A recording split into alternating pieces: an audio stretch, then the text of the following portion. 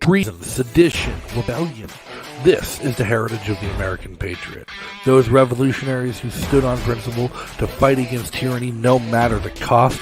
And that spirit lives strong today in the activists and freedom fighters who fight against the authoritarian state. Each in their own way, each with their own mission, united for the cause had the idea to run on a platform of fuck the police prior to actually winning the primary. I mean, AOC is a drama queen and she's full of shit. They said, you don't get to tell us no, we're the state health department, and I said, hell no. You brought a freaking guillotine. People already pushing back in ways that didn't even need any votes to be cast. I'm not ratting on anybody, and I did what I did, so you're going to have to give me what the law says you have to give me. You want to make the world a better place? Have some babies and raise them to not be stupid. Hope I don't get canceled talking to you. These are the people whose stories I'm here to share. I'm Justin O'Donnell, and this is Subversive. Man, governments are not going to like this shit. Ladies and gentlemen, boys and girls, activists, anarchists, shitposters, and people of the internet, thanks for tuning in to another episode of Subversive, number 69. As always, I'm your host, Justin O'Donnell, and before we get started, just remember, whatever platform you listen on, whether YouTube Live, Odyssey, Spotify, Apple Podcasts, Anchor, or live on the air on the radio through LRN.FM, you can help grow the show by liking, commenting, subscribing, and most of all, sharing with your friends. And if you enjoy the content, you can join our production team by visiting patreon.com/O'Donnell. Again, that's patreon.com/O'Donnell. 2 N's, 2 L's, links in the description. And make sure to check out snackswag.com, our sponsor for all your favorite subversive liberty merch, including some brand new designs for some official t-shirts, hoodies, coffee mugs, and more. Again, that's snackswag.com, and you can check out the awesome new collection of official subversive merch today, where you can wear your principles literally on your sleeves. And if you want to keep in touch between shows, follow me on social media and join our community Discord channel, where you can chat with other friends of the show at any time. And all these links can be found in the description of the video or podcast that you're listening to. So make sure to check them out today. Now, we've talked an awful lot about the war on drugs in the past, the failed war on drugs, and how it's all but formal that the victory goes to the blue corner. Congratulations, drugs, for winning the war on drugs. But there's a darker side to the war on drugs that's often overlooked. Beyond the racist and criminal policing practices and the oppressive statutory regulations that have created generational poverty in America's most diverse cities, but the shadowy and expensive war on medicine. And the for-profit lobbies of Big Pharma sticking their nose into the legal processes to keep prohibition strong, to incentivize the purchase and distribution of their harmful synthetic drugs that have crippled multiple generations with addiction and chronic pain. We're at a point where we're at a point where recreational medicinal legalization of marijuana reflects in obvious and undisputable dramatically lower rates of opioid addiction rates and overdose rates in any given geographic jurisdiction. So how can anybody justify the continued prohibitionary war on drugs? They can't, except the checks keep coming. Because pain pills aren't the only cash cow for Big Pharma either. Mental health treatment is just an economy of its own. Xanax, fluoxetine, citalopram, sertraline, escitalopram, clonazepam, alprazolam, lorazepam. There's hundreds more on an endless list of medications that are doled out to treat anxiety, depression, PTSD, and any number of diagnosed mental health conditions that simply fuel the profit of megacorporations while regarding patients as statistics rather than as individuals. The industry profits off treatment, but not off cures.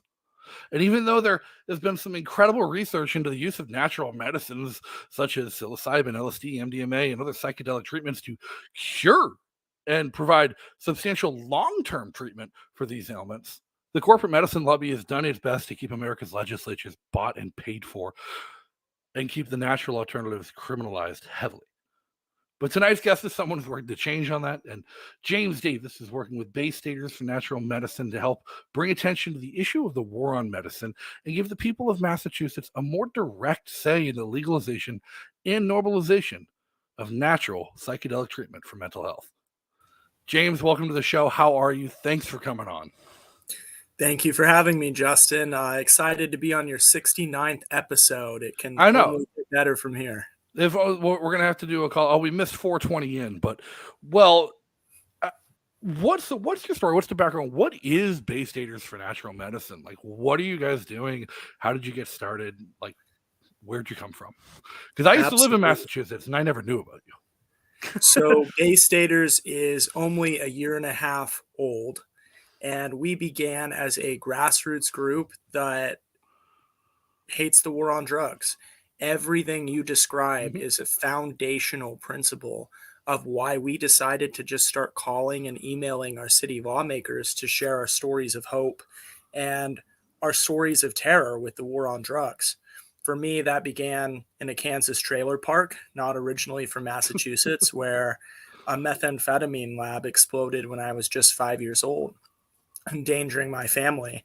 And yet, when I went off to college, I realized that kids were using Adderall, an amphetamine that's only a few molecules different than the methamphetamine that nearly killed my family. So, the lesson I took from that, and also family members who have had really close calls with opioids and addiction, is that drugs are already legal in the United States. They're just legal for certain people, and they're legal for certain corporations to sell them to you in combination with this government monopoly and complex that they've created at the local, state, and federal level. So Bay Staters principally is ending the entire war on drugs. It says that we're for natural medicine, and we are. That's something we can really affirmatively embrace in our advocacy. But we also end all drug possession arrests. And in Amherst next week, we're going to legalize the production of all controlled substances through the university system, a first in the world. Legalize the production of. So you're telling me UMass Amherst can just set up an LSD and MDMA lab? Well, Amherst is already at the core of that production nationwide. There's a very, very strong culture there underground. And we do envision a system where researchers should be able to produce and pilot production of these substances. LSD is an incredible compound for healing. And like you said, it's actually derived from a natural source, ergot, a wheat fungus, and MDMA from the sassafras plant. And we don't discriminate against those types of compounds and their healing potential as well. So for us, ending the entire war on drugs is a moral necessity. We like to keep the focus on psilocybin mushrooms because they're very, it feels very like the next accessible. obvious best step. Like, Yeah. Well, we're talking about, we got so many people on board with legalizing marijuana across the country and ending the prohibition on cannabis because, well, it's a plant. It grows in the dirt. Well, the next logical step, so is this golden teacher mushroom. It grows in the dirt too. Or it might grow in some manure. But who knows? It's natural. You can't deny that. Whereas maybe LSD and MDMA, harder to get public support for. You would think that, but in Massachusetts, there's actually already 7 in 10 voters as of 5 years ago that supported decriminalizing possession of all drugs. And a Boston Globe piece on our work found that 9 in 10 voters in its poll supported the full agenda. So what we do is we focus on the plant medicines because, like you said, there's a certain inherent appeal. And yet we are expanding the conversation to say, look, we just need to educate people and we need to have common sense approaches that put public health above incarceration for all drugs. Right. And it's wild to me because MAPS is based in Boston, aren't they? And they've been doing research on MDMA and LSD in Boston and doing clinical trials with them for years. And you'd think it'd be more commonplace and more known about what they're doing and what they're working on. Well, I will say, I think MAPS is actually lobbying against our work in Boston and on the state level as well. So do you know why? I'm happy to spill the beans on the history of their organization, but Rick Doblin, its founder, is actually responsible for MDMA being criminalized to begin with, because after he went to the Kennedy School, he had this view that he could contact Reagan's DEA and Nancy Reagan's drug policy task force and tell them about the benefits of MDMA, as if the federal government is smart enough to understand that this has benefits. Instead, his early colleagues said that he was, quote, single-handedly responsible for the emergency scheduling of MDMA. And yet for 35 years, he's just been a creature of that system, promising every 2 years he was going to get it legalized through the FDA.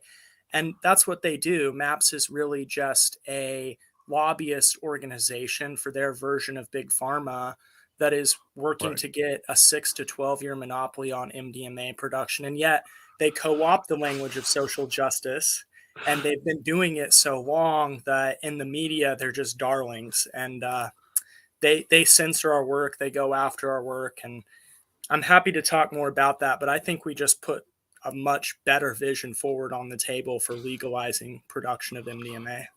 Well, I think just straight up legal. Well, I don't believe in intellectual property, anyways, especially when it comes to medicine. Yeah. I'm someone. A lot of my actual work history and my background is working within the insurance sector and within Medicare itself. So I've seen the firsthand damage that intellectual property protection has done to all sorts of generic medications. And like I talk about a long list of like anxiety, depression, and PTSD medications in the intro that just destroy lives. They just numb people and put them. But those are all cheap. Those are all really inexpensive and easy to get. I mean, there's brand name versions that cost hundreds of dollars that doctors force people onto. But there's drugs out there that like are a necessity for people to live and get by, like insulin, which cost about 11 cents a vial to manufacture, yet they charge $680 over the counter for. Like, and it's all because there's an intellectual property protection on it, a protected patent that says nobody's allowed to compete. Yeah. And in the case of insulin, I think the guy, I'm assuming it's a guy who invented it, actually didn't want it to become patented. And then Alexander Fleming, you look back, I'm so glad he chose not to patent penicillin. I can't even imagine how many deaths would have happened globally if he had. And so for us, we stand on the shoulders of wisdom from thousands of years of indigenous practice with these medicines, in the case of psilocybin and ayahuasca. And it's inexcusable that there are people that are lobbying to violate your right to sit on your couch with whoever you choose to experience these types of spiritual journeys. And we're, we could play nice and excuse their lobbying, but we're not in this business to make friends with people who hang out at Burning Man. We're here to make sure that people in critical need with depression, PTSD, addiction are able to afford this care. And that's certainly not MAP's goal. What you might see next year is FDA approval that allows them to charge $15,000 for regimens. You're going to see on social media lots of trainings popping up that are absurdly expensive as well, feasting off government regulation. So I'm not too familiar with the process by which ketamine became legalized and ketamine became normalized for depression and anxiety treatment and how they've gone about doing that. But I know that ketamine is largely not covered by insurance, even though it's legal and they're available to provide it at ketamine infusion treatment centers. And for anybody who's ever partaken in ketamine in a medicinal or recreational setting, it can either be a dissociative or a psychedelic or a pain medication, depending on how much you take and how quickly you take it. But it has some really profound antidepressant effects that anybody who's taken it can tell you they experience almost immediately the next day for like a very lasting period of time after taking even just a very small amount. But insurance just doesn't cover it. But we see it at local, like there's a ketamine treatment center down the street from me. You need a prescription to go in, but they know your insurance won't cover it, but it's like $300 and you get your whole course of treatment for the month. Yeah. And sometimes it's a lot more expensive than that as well. And I was remarking on how cheap that was. Well, I'm just thinking if it was covered by insurance and it was part of the whole regulatory scheme with insurance barter, like we'd be looking at $50,000 for a course of treatment. Then your copay would be about $1,200. It's true. It's true. Getting insurance involved in these types of industries is only going to inflate costs even more because insurance companies are not in the business of negotiating down lower prices. That's fundamentally at odds with what they do, as you know, working in the industry. I do hear a lot of people call ketamine assisted therapy, ketamine ass assisted therapy with $2 signs for the S's, because it is overpriced and sometimes as much as $4,000 in the United States, depending on where you're at. So I think that ketamine is an example of the path we don't want to take with regards to psilocybin and these other wonderful medicines. I mean, psilocybin, it does stand apart from LSD and MDMA and ketamine and all these other great psychedelic treatment drugs that have such profound mental health benefits to them, as in home grow is really easy. Like, it's not hard to grow psilocybin mushrooms at your own house for your own use. Yeah. And Bay Staters, part of our mission is we provide all these trainings for free. So we have expert mushroom growers. You can check out tinyurl.com/BSNM trainings. We have free trainings on how to become a trip sitter, how to grow your own mushrooms. And we're going to scale up those events because we just want people to be growing their own and experience that joy and mystery. Mushrooms are freaking weird, dude. They it's literally a brain called mycelium with trillions of neurons, and then the mushrooms themselves are kind of like penises. They're the reproductive organ of the mycelium, and there's just so much we still don't know about mycology, the study of mushrooms, that'll have applications for oil spill cleanups, great benefits for your health. In terms of preventing cancer and helping with inflammation, you name it. And that's not even the medicinal kind, right? That's not psilocybin magic mushrooms. That's just mushrooms in general. They're very cool. I've been seeing ads on TikTok lately for people selling a mushroom-based coffee. Like, no caffeine, no anything. I'm like, what makes that difference in tea? And they're like, it's coffee. I'm like, okay, it's coffee. Like, but all it is ground mushroom that they're making coffees with. And I've made mushroom tea before. It's not that difficult of a process. Absolutely. Absolutely. So Bay Staters' mission is not just this political work on the local level, because we see the local governments as a critical way to educate thousands of people at a time. We're also going to provide free training and onboard a facilitator network. So folks who are interested in becoming someone who sits with others to do harm reduction, advise people, give them life coaching.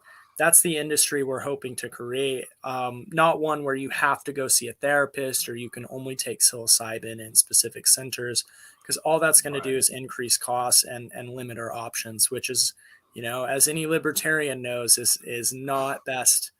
And as anybody who's ever done mushrooms knows, the best, the singular best place you could do it for the best mental health experience is on top of a mountain.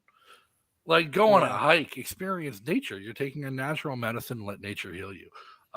Now, you guys' literature, I did do a deep dive through your website after a friend of mine told me about your mission in your organization after she went to one of your events a few weeks ago, and I got like super like deep into it. But like, you talk a lot about like your branding calls democracy, drugs, and direct action, which I do love, except I'm not the biggest fan of democracy, as a lot of my fans know. I believe it's the god that failed, but like drugs and direct action, and like your literature you'd put out on Twitter was talking about you like discussing psychedelics, the racist drug war, big pharma corruption, and advice for grassroots activism and organization. I want to have like, what kind of pushback have you gotten? Because you guys aren't that big.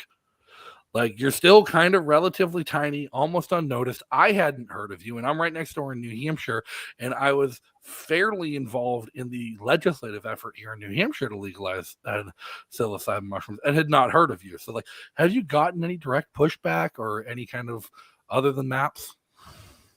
So we've now decriminalized 5 cities, which is more and I didn't know that. Like, how did that escape news coverage? So the news purposefully doesn't mention us all the time. Okay. So Rolling Stone, for example, when they covered Somerville, the first city in Massachusetts, we made that happen. It was my city councilor because he was afraid I'd run against him, I bet. He's also a good guy. He's a very good guy. So Rolling Stone refused to mention our group because they work with maps. They will platform literally any corporate talking point of these larger companies, but they won't mention us. Even Decriminalized Nature works with maps and adjacent to these organizations that take a ton of money from big cannabis. Basically, I'll put it to you straight. A lot of the media ecosystem is in cahoots with people who just want to make a ton of money off of either retreat centers or medicalization of these medicines.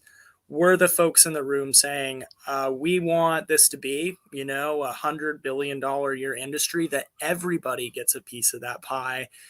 Because we fundamentally are working class people. We're folks who have had to want for something in life and know that our families cannot afford $15,000 treatments or anything of Well, I that think nature. what terrifies me about like calling it, admitting that it would be like $100 million a year industry in Massachusetts, is the moment you say that out loud, you don't have to worry about maps. You don't have to worry about big pharma getting involved. All of a sudden, now you have to worry about um, Beacon Hill getting involved because they love to tax the shit out of everything. Yeah. And that's what I remember when they legalized marijuana, even though it got done by ballot initiative, the state house delayed it for a year and a half until they could figure out how to tax the hell out of it, Yep. add new taxes to what the people had passed on the ballot.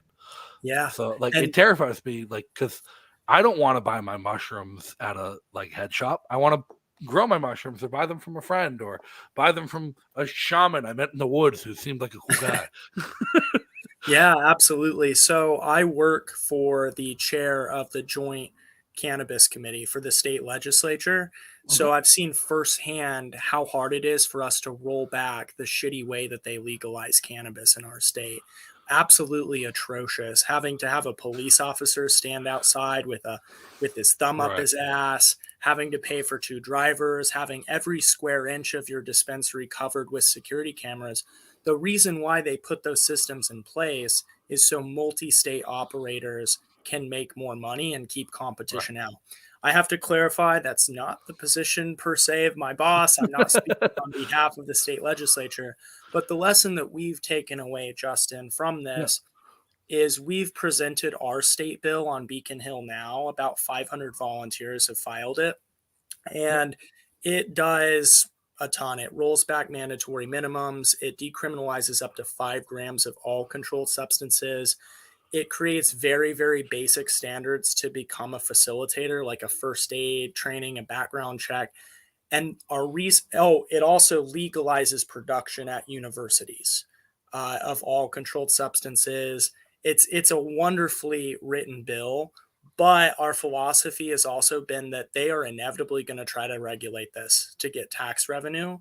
So we're just leaning into the like easiest way to allow people to become facilitators, decriminalizing growing up to 100 pounds for yourself at home. Right. And we'll let the industry go from there because we really do fundamentally believe in self-regulation, but we know that the folks on Beacon Hill do not.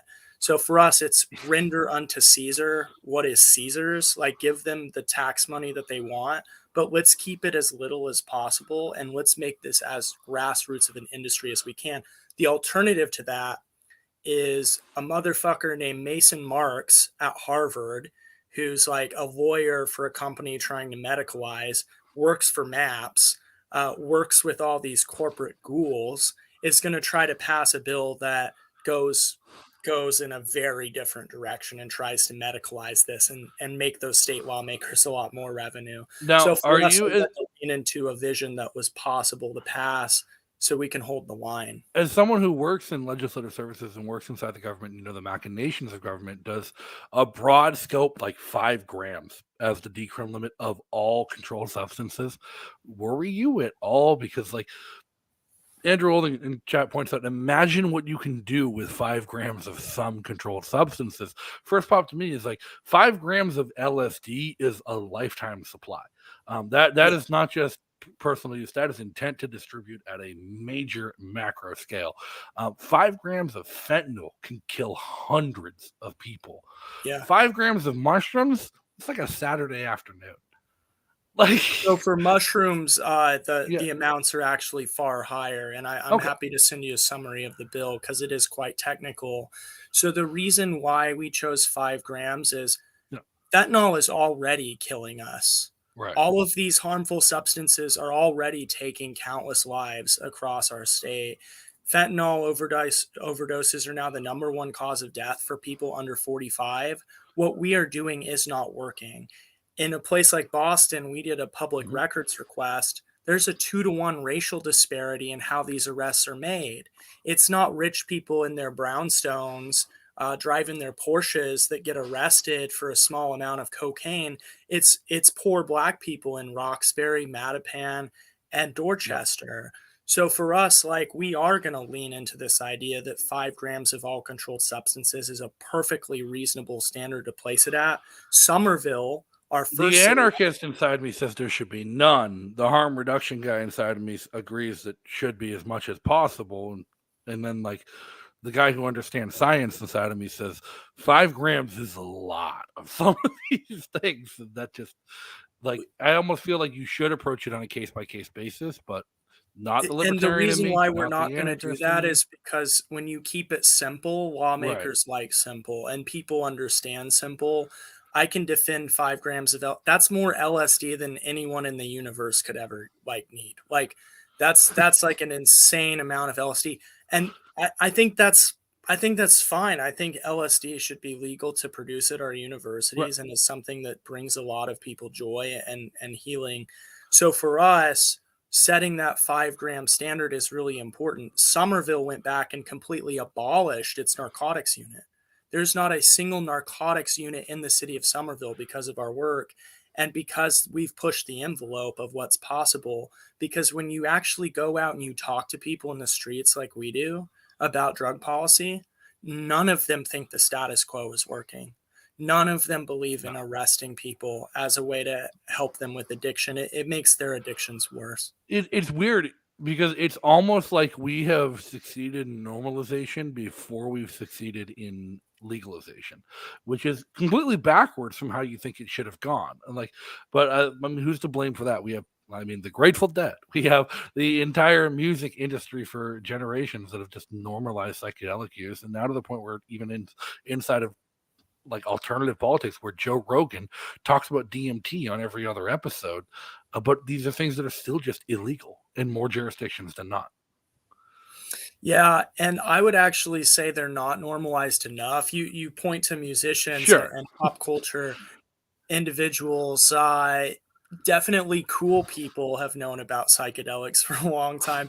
Ordinary people are still very they don't know what it is. They're not opposed. That's always fascinating to me. You'll find a lot more people who are opposed to cannabis, even though it's already legal. They're like, oh, cannabis is bad.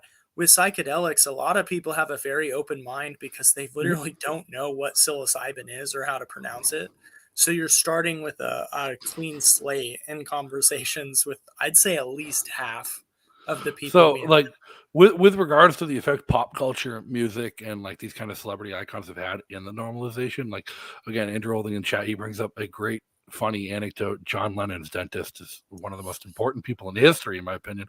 Are you familiar with the story about how John Lennon first ever tried LSD? Yeah, you should tell us, though.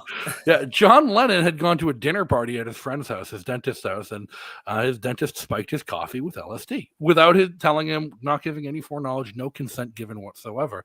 And that was the first time any of the Beatles ever experienced any drugs or psychedelic use. And he loved it so much, he brought it back to the Beatles, who, as we all know, went on their Odyssey trip to India where they just did all of the drugs they could get their hands on to like revolutionize rock music. And I'm not a Beatles fan. I don't think their music is good, but I understand the impact it had in revolutionizing music and culture. And a lot of that is due to psychedelic use and due to drug use. If you don't have the Beatles, you don't get the Grateful Dead. If you don't have the Grateful Dead, you don't get John Mayer. You don't get a lot of modern rock acts that are inspired by those.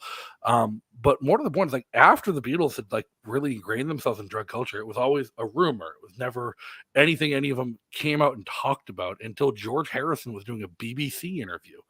And the BBC interviewer asked him, he's like, is it true that you've done psychedelic drugs? And George Harrison just deadpanned to him and said, are you sure you want to ask me that question? He's like, what do you mean? He's like, if you ask me that question, I will answer it honestly, and you will be responsible for the consequences of that information becoming public. And then he asked him, and George Harrison's like, yup, I've done this drug, this drug, this drug. They're all amazing. Everyone should try them and do them. And that started a wave of psychedelic use across Europe and North America that BBC reporter is responsible for. Yeah, good journalism. Journalism at its finest. Yeah, and nowadays they'd be probably charged with something under the Misinformation and Disinformation Ministry of Truth under the Biden administration. But Biden, he's not a big drug fan, that's for sure. Well, no, so like let's talk about that. How's your hurdle? Like, you're just working in Massachusetts and you're working at like the most local level possible, city councils, town councils, alderman boards, whatever. we're at a point though where we're trying to fight for the legalization and normalization of drugs and pursuing harm reduction, while at a time where the president is the man who wrote the crime bill that created the war on drugs to its state that we know today, and the vice president is a corrupt cop who made her career on putting people in prison for life on victimless drug offenses. Like, Yeah. how is that cultural disparity working? And they're heading the party whose platform includes helping roll back these drug restrictions. Like, what kind of disparity do we get in the political arena with the people you're dealing with who are like kind of aware of that? Justin, I actually think it's a really beautiful thing that so many states have literally said that the Controlled Substances Act makes cannabis an extremely illegal, addictive compound. And yet people are just smoking weed wherever in New York. And people are able to walk into a dispensary and buy it. I mean, it just points out the utter hypocrisy, stupidity, and moral emptiness of that law in 1971. And I think that the more that we legalize, the more that we have these individual cities take back their sovereignty and give it to the people. So you mentioned you're not the biggest fan of democracy. I'm not the biggest fan of all forms of democracy by any means. But I do think that local democracy and local decision making is always going to be better. Generally, at the most, democracy suffers from the same problem as communism and socialism or republicanism or any other form of government. It's scalability. Once there's too many people, it doesn't work. Yep. And so for us, this local government movement that we've created in Massachusetts and in Burlington, Vermont, we have a team in Hartford, Connecticut. We have a team in Berkeley, California, where I used to work for the city council. We're reclaiming that localism and we're reclaiming responsibility for our own choices at that level. And for us, the reason why we chose to focus on the city level instead of the state level in Massachusetts until recently is because MAPS can swing in with its Harvard political science doctorate rubbish, and you'll still have these cities where it's just pretty normal to grow your own mushrooms. Like, screw the law. And that's really what we need, is for people to just take lives into their own hands and educate their neighbors about how to use psilocybin mushrooms safely and effectively, because it's really not rocket science. And the more that we're honest about what we want, the more that we're going to get what we want. So eventually, we want the Controlled Substances Act to just be a piece of Swiss cheese with regards to it already is. All the holes in it right now, it is a piece of Swiss cheese. This is a funny joke that goes around on Twitter. Every once in a while I'll tweet legalize cocaine or normalize cocaine in the workplace again, and then I'll amend it to re-legalize cocaine to remind people that cocaine wasn't always illegal. And then last time I did that, somebody chimed in, legalize medical cocaine. And I joked, I'm like, it's already medically, like, no, that's already legal. People don't realize that cocaine is Schedule 2. Cocaine is not a Schedule 1 drug. It's just a Schedule 2, and it's legal for medicinal purposes. And people don't realize how frequently it's actually used for medicinal purposes. It's a topical anesthetic used by dentists and doctors all over the country on a regular basis. Yeah, and lawyers. Yeah, well, and presidents' sons. And presidents. Or Amber Heard was apparently doing some cocaine on the witness stand in her trial. Oh, yeah, I saw that. That was, she's really sneaky about it. Yeah. So, but she definitely sniffed something. Now, where do you think your next steps are? Someone like me, like, I look at what you're doing, I think it's great, it's awesome. I wish we could do it here in New Hampshire, but we're not a home rule state. New Hampshire is not a home rule state, so our cities can't just do things like that. Says who? It says the law here in New Hampshire. They wouldn't recommend it. They wouldn't authorize it or allow it. They'd need permission from the state house, the state legislature. And we just had a bill. Is it says the state constitution? Okay. So Massachusetts is a commonwealth. Yep. So Massachusetts is unique, along with Virginia and Puerto Rico, where individual towns and cities automatically have home rule, and the state has to take it away. I love how the Subversive is explaining to me what a state government says local police departments can or cannot enforce. So the attitude I would actually take with you is, I our hate it. resolutions are technically illegal under state law as well, as staties could come in and arrest you for whatever. The cities, you asked about the biggest pushback we get. The biggest pushback is people who don't know anything about this, so they're not really even opposed. They're just ignorant, and not in a bad way. They just don't know what it is. And then second, that they're like, are we allowed to do this? Because the state law is still messed up. And I'm like, you're allowed to do it if you want to do it because you run this town. Like, you were elected by voters, so you can say or pass whatever resolution that says whatever you want. And the state law can say, oh, that's not how it is. But if you insist hard enough that is how it is, or maybe you use your city council to pass a resolution urging a change to state law, you're taking advantage of the real space that exists to get good policies passed locally that frankly does not exist in state legislatures, because state legislatures, the way they work is your state rep sucks, I'll use a different term, kisses the ass of the House leadership or the Senate leadership so that they can get their pet projects funded, whether it be a community center or the roads in front of your house, just whatever's most visible for their stupid politician photos. And then they just get the money for those public things they can brag about and get reelected every single year and benefit from the fact it's not the same in New Hampshire, because like every 5 people has a state rep. New Hampshire is honestly worse. I honestly think it's worse in New in a Hampshire lot of because ways. our state reps are unpaid. It's a volunteer gig. So on the plus side, we don't have a political class. Like Massachusetts has a political class. You have state reps who are known as state reps, and they make a career out of it.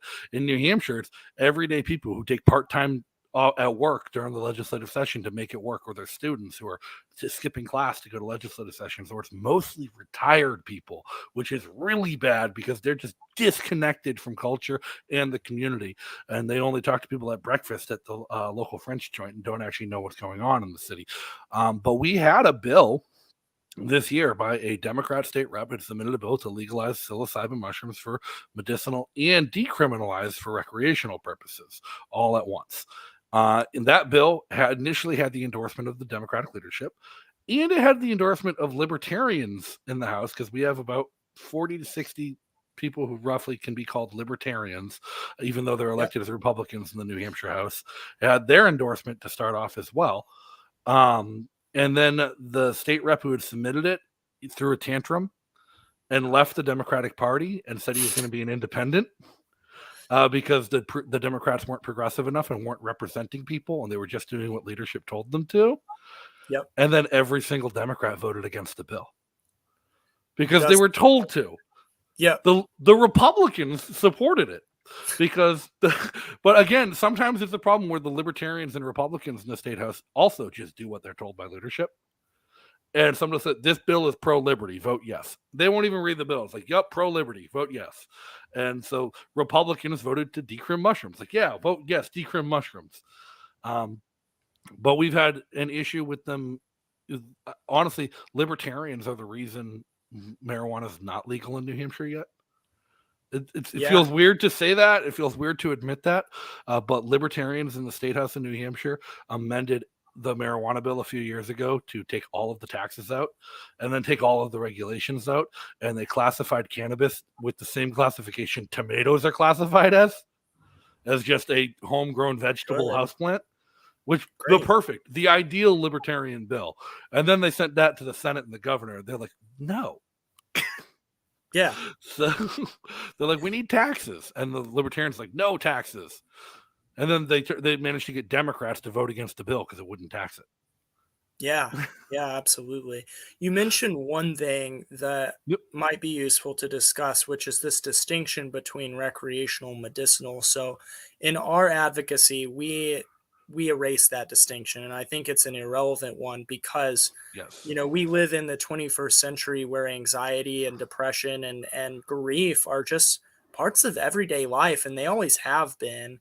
And psilocybin can help you if you're going through a breakup, if you're going through just run-of-the-mill challenges in life. So for us, we believe that the joy of a quote-unquote recreational experience, even if you don't have something in the DSM, is perfectly legitimate. And so we just try to erase this binary that somebody created between recreational and medicinal for political convenience. So again, I think that's where our political philosophy really diverges from a lot of other drug policy groups, because we actually advocate for exactly what we want.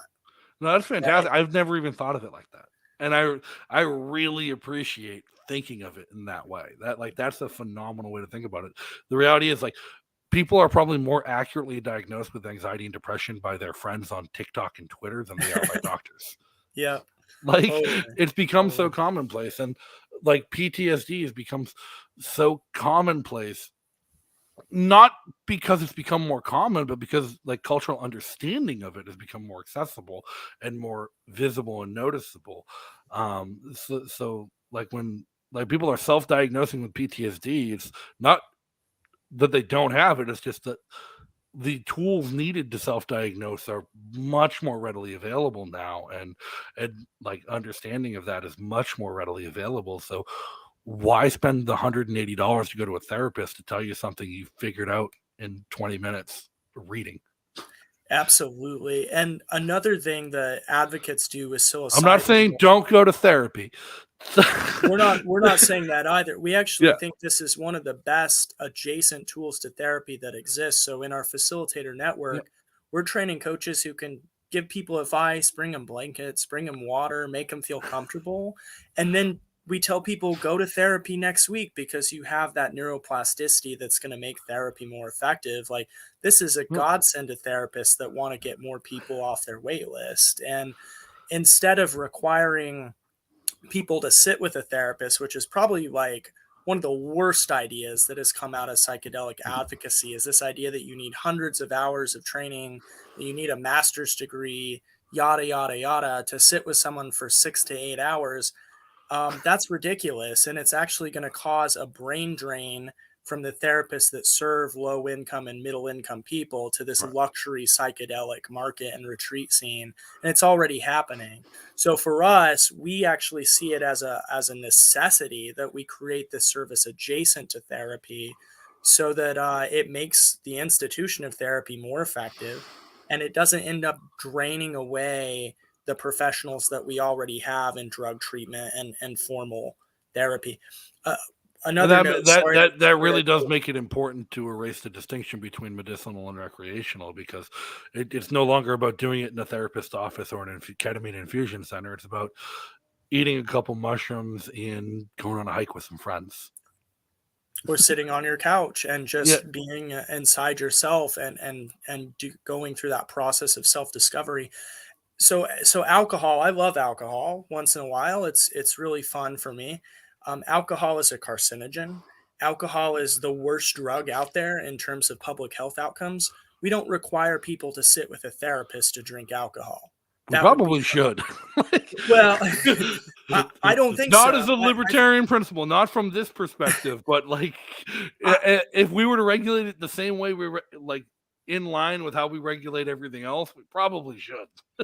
It's funny you mentioned that, because they did a study of prohibition. We have this like mythology that prohibition was terrible for public health, and it was in some ways. It created, the mob and Al Capone and lots of violence. But even if you take all the deaths from that prohibition-linked violence, including the government trying to kill people by poisoning alcohol, if you take all those deaths, it actually kind of balances out because people were drinking less. So actually, it's kind of a wash on the amount of deaths that prohibition caused, because people did drink less, and it's that destructive of a drug. So one of the most terrifying things that I really think people like, I think it should have been a wake-up call to people who are alcoholics and who drink heavily to the point where it's an addiction for them, was during the early stages of the lockdowns and the pandemic last year, when the government was non-essential businesses are closed. You're shut. Not a single liquor store in this country shut down. And it wasn't that they didn't try. In fact, here in New Hampshire, where the liquor stores are a state-run entity and the state had a financial incentive to keep them open, there was a rumor going around and a memo that had been circulated telling employees to prepare that they were going to shut down the liquor stores because they were non-essential. And then another memo that circulated said, absolutely not. The Surgeon General says we cannot shut down the liquor stores because the influx to the hospitals of people suffering withdrawal symptoms from alcohol will be way worse than a flood of COVID. Wow. That's wild. That makes sense, though. That's probably true. Right. It's like they were more scared because they thought locking down was going to stop COVID, but they were terrified that if they closed the liquor stores, the surge of hospitalizations for alcohol withdrawal would actually kill people. And we that are at a should be stage where terrifying to anybody who's addicted to alcohol. we are so ass backwards when it comes to how we view substance use in our society, and it's a result of our culture. Early on, you know, when water would give you all sorts of diseases like cholera, everyone was buzzed and drinking alcohol because that's the only way you could survive. And for whatever reason, that remained part of our culture. Alcohol advertisers are very effective. It's become the default social drink at every occasion. It's very annoying to go out, and the only option you have to consume at a bar is alcohol. And as long as that's the default in our culture is going to reflect all the traits that alcohol brings out in us. And one of my least favorite experiences with alcohol, and I haven't drank in about 3 years now. I just stopped cold turkey. I decided I didn't like it, and just wanted to quit drinking. Didn't have any withdrawal. I wasn't addicted. Wasn't an alcoholic. I just didn't like how it made me feel and didn't like how it worked. I've done a ton of psychedelics since then. I would not give those up, but I gave up alcohol because I didn't like how it made me feel. A year or so, I think there was a big group of people in my neighborhood, in my community. We had an intervention for a friend. She had a problem with all sorts of drugs, and it was not a healthy, and it was affecting her relationships with her friends and other things. And it was, I think, heightened by the lockdowns and her inability to go do other social things that she defaulted just drugs. And one of our friends showed up to it wasn't even a planned intervention. It was more of a spontaneous one, but he was hammered and he just had a beer and he was just drinking the whole time, yelling at her. And finally somebody snapped, like, "You're shit-faced." He's like, "Yeah, but my drug is socially acceptable." And that mentality I just hated. Yeah, it's ridiculous. It's absolutely ridiculous. So what we're trying to do with Bay Staters is just normalize using mushrooms once in a while.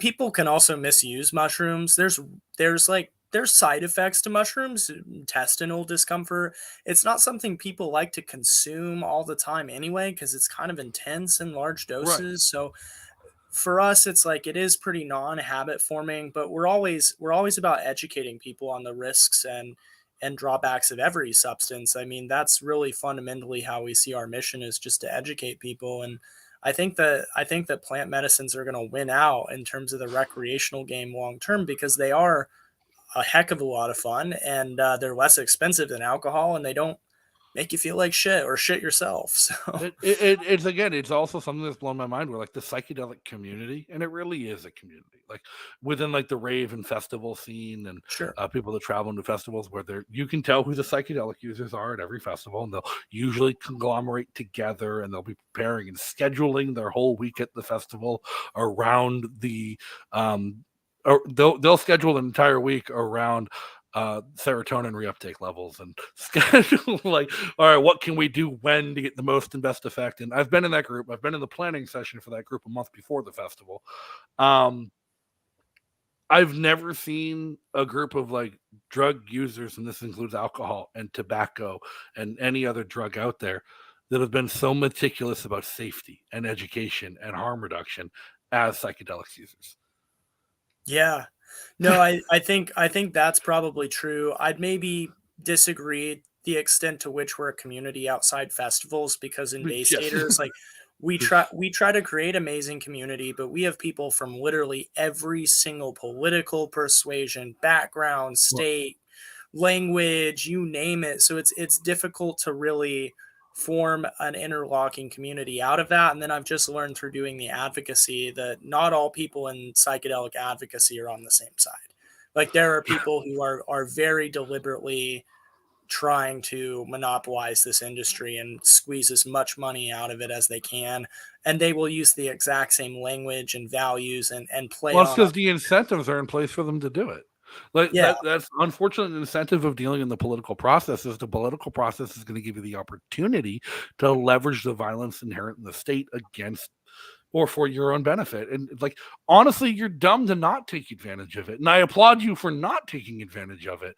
But like, Yeah. I can fully understand every motivation that everyone who's trying to take advantage of it has. Like, as a human being who wants self-sufficiency, self-sustainability, and financial independence, I get it. The tool is there. Why not use it? And it's not just government either. That's a huge part of it, but there's also, like, for example, Double Blind, like a really run-of-the-mill publication for psychedelics. They sell microdosing classes for almost $400. That's ridiculous. Like, you can find out how to microdose from a Google search. We provide the training for free. Like, I mean, there's just people taking advantage of others because they don't know much about this, and it's pathetic, it's sad, and Yeah. they're not part of my community, I'll tell you that, because we're trying to build one where it is based on self-sufficiency, it is based on love and care for other people, and that's the type of culture that we're trying to steer the You guys psychedelic. should really consider coming up to Pork Fest. I'd love to, yeah. Pork Fest is a great time. One of my favorite trips of the year. Up in the mountains, in the White Mountains, at the end of June every summer. It's fantastic because it's 2,500 libertarians sharing a campsite. So when you get the psychonaut community of people who already share values of liberty and self-responsibility, it's incredible. Yeah. And no roads up there either. So the whole roads problem, it's fixed. It solves itself. But no, one of the things I have noted, what I would like to see become more available, not just, it doesn't affect the psychedelic community as much or psychedelic use as much. It doesn't really affect mushrooms at all, but drugs like MDMA really especially, is the availability of testing and quality control. That's one of the big problems we get when the black market's the only supplier, is the inability to have any kind of testing or quality control that has recourse. Like, I can buy drugs, test my drugs with the test kit I bought from Dance Safe, which is very reliable when I use it properly. But then I find out the drugs are tainted. I have no recourse. No. Like, I can't take them to court and say they sold me a bad product. I demand a refund. And that's one of the things I think legalization solves is labeling and foreknowledge of testing and things that are so important. Like, knowing what you're taking is so critically and crucially important across everything. Like, I've tested people who come to me with LSD blotter at festivals. Like, can you test this? I'm like, it's paper. Or, oh, congratulations, you got liquid bath salts on paper. Let me push back in one small way, because I definitely hear where you're coming from. We're about to decriminalize university production and testing in Amherst, and the Amherst kids, they are already buying up test kits like you would not believe. And we're going to scale that up through the university to where anyone can drop off drugs and get them tested and know exactly what's in it, because our universities are world renowned. They can easily provide that service to people. So that's our ultimate solution. The second one is, you say legalization leads to labeling, higher quality control. I can tell you firsthand, working in cannabis governance, that's not true, because not necessarily true, because they hire a bunch of fucking former cops to be doing these inspections, and honestly, you're getting a lot moldier weed a lot of times if you go to a dispensary, because time to market. They're able to, like, persuade you that, like, it must be so much higher quality and controlled, but they're taking advantage of a broken regulatory system, one that's really imperfect anyway. So I think, honestly, the best way to get MDMA is incredibly cheap to produce, like unbelievably cheap. This stuff in Europe, you can barely even sell it. It's going to be the same way with mushrooms, where the market's just flooded. So I honestly think that most fentanyl cutting that happens with MDMA and with a lot of these drugs like DMT, etc., it's happening because dealers are fucking idiots. And they fucking, like, if they're selling both at their trap house, they'll literally fucking put it on the same scale and like fentanyl dust will get on stuff. There was some cannabis in Vermont that had fentanyl dust on it. It's honestly more a factor of, I think, just drug dealers being kind of stupid, like a lot of them Lazy. that also sell fentanyl that accidentally get stuff waste. There is to some degree intentionality, but even the most ruthless drug dealer doesn't want to kill their customer. Unless it's a not so great relationship, but even then, like it's the incentives don't really line up. I'm more thinking along the lines of like we have access to a civil court system in this country, where it's a non-criminal court system where you can settle civil disputes, and a lot of times, like if I go to purchase something in a dispensary and it's tainted, like not like THC concentration's off or it's a little bit moldy or bad product. If it's just straight up tainted and I got an independent test verifying that, I can sue them. I can sue them, and I can. Then there is a civil recourse to that relationship. Realistically, when the airline rips you off, I mean, you could sue them, but there's a credibility at stake because there's transparency. So I would just say that the bigger step in that process is actually just a competitive market where you can say, you know, Gerald sold me some shitty MDMA or he sold me LSA instead of LSD.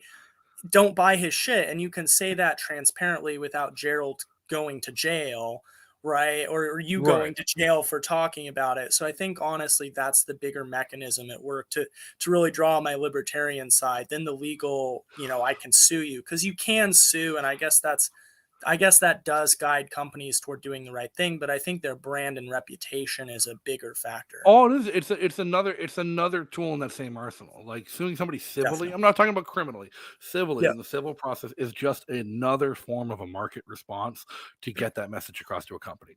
Same thing. Same transparency is the most important thing there. You're absolutely right.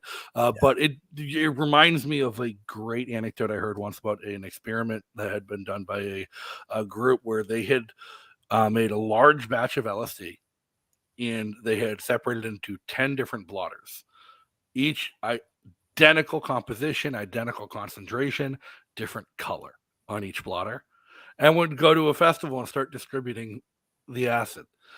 And then like they would start a rumor. Hey, the yellow acid is bunk. Hey, the purple acid's the best.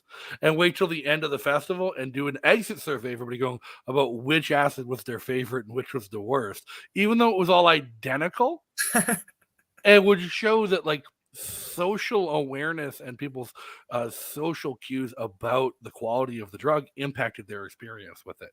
And they were able to get like a chemically identical drug have different reviews at different festivals based on which rumor they started. That's great. I mean, it's the same thing with wine connoisseur bullshit too. And I think this is another reason why for us, the medical complex is such a terrible way to introduce these compounds to the world, because we have this imagination of like a controlled trial as if the people like observing, the therapist observing in MAPS phase 3 trials, like can't tell if someone's rolling on Molly. Like whatever, first of all. So they're going to wish like their inclinations are going to transfer on to patients who are not on the placebo. But also someone could look at you funny the morning of a psychedelic experience and it changes the whole thing. So I just don't think that Western medical science is a very good paradigm for understanding how these compounds can benefit people. I think that in my experience, trip sitting, the compounds give neuroplasticity. It's definitely like an extra conscious state where people can change, right? It creates the potential to change, but we still need people to pursue healthier habits, to eat better, to change their environment if it's unhealthy and chronically stressful. Like we're not going to fix the mental health crisis just with psychedelics. We need like a community and environment around it that's also healthy and shaping the behavior. And nothing about a clinical trial reflects the reality of how psychedelics are used in society. Absolutely. So it has been a really informative educational episode. Thank you so much for coming on, James. Where can everyone learn more about what you're doing and follow you? Absolutely. Thank you for having me. It's been a very fun conversation. So we are at Bay Staters on just about every single outlet platform out there. We're most active on Instagram And you can check out our website at baystatorsnm.org, where we have our free trainings. We're going to be hiring facilitators next month as we become a formal nonprofit so that we can scale up our events. And we're also selling really amazing grow kits with custom paintings that I do, the highest quality, just a really great way to get started growing your own mushrooms. And they're dirt cheap. You will not find a cheaper but high quality mushroom growing kit out there. And it's because fundamentally we have a vision that we think mushrooms will change the world. They'll make us better parents, better neighbors, better friends. And the world needs that now more than ever. Awesome. Fantastic. Everybody check them out. Give them a follow. Give them a like. I am super excited to see where this goes and how we can replicate it elsewhere, because it's definitely something that we need to push for and we need to fight for moving forward. To free the world, we need to free our minds. But disclaimer time for those censors over at YouTube. Nothing in this episode is actually construed to glorify drug use or illicit drug use. It's simply for educational and informative purposes. People will make their own decisions based on the information that they receive in an informed and educated manner. Nothing in this episode should be construed to induce you to break the law or commit a crime in a jurisdiction with which you live. However, you may want to look into moving to Somerville, Massachusetts if you really want to do it. So thank you so much for tuning in, everybody. Thank you so much for listening. Hit that subscribe button, hit the like button, give us a follow, give us a review. Let us know what you want to hear next time. And until then, be free. Peace. Thank you for tuning in to another episode of Subversive. Make sure to like, subscribe, and turn on notifications to get alerted every time we go live on YouTube. And make sure to leave some comments and reviews on whatever platform you listen on to let me know what you thought of this episode. And a huge thanks and shout out to our sponsors and the awesome members of the Insurgency on Patreon. If you enjoyed this content, you can join the Insurgency on Patreon by following the links in the description for patreon.com/O'Donnell. And if you can't catch the show live, you can always catch it the next day on YouTube, Odyssey, Anchor, Spotify, Apple Podcasts, Breaker, CastBox, and wherever else you listen to your favorite podcasts every day. So until next time, everybody, be free.